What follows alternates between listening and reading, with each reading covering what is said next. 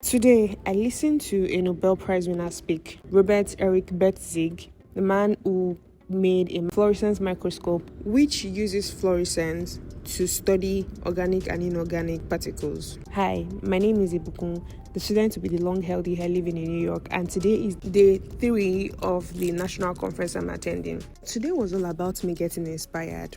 From the talk from the Nobel Prize winner to getting equipped on how to take scientific findings to seniors. Let's just say today was a fun day with less scientific words all around, apart from the poster presentations I visited. Going back to being inspired, we visited the museum, and if there is one thing about me is I do not enjoy visiting museums. On our way to the National Museum of American History, I wanted to go back, but I'm glad I stayed through to the end. By the way, this is the White House.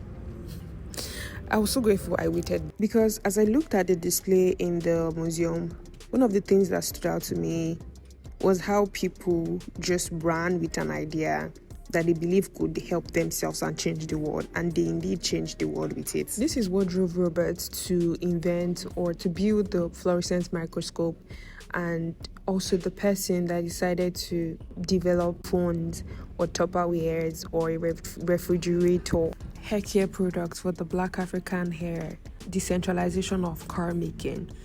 Technically, things that has made our daily living easier today, even women's rights and equal rights of people to live in America. I think it's very fascinating that people had an idea, a vision, and they pursued it to the end. And I was inspired to do that also. If I have an idea, I should go with it and I should run with it, because you never can tell how much lives will change at the end.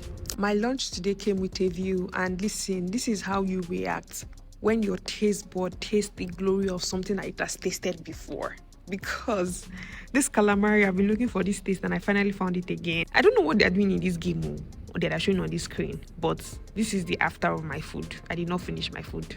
I packed it away. I attended an AI scientific writing assistant workshop that helped clarify one of the papers I'm writing, which was pretty good. It was time for people to present their posters, and this is the view from the hall, which is pretty nice. The posters I visited today were very much technical in terms of scientific terms, but one way that I survived was making sure that I repeated what they said in simpler terms to make sure that I properly understood their project, and I just got curious. The night ended with an ice cream bowl. I'll see you guys for day 4. Bye.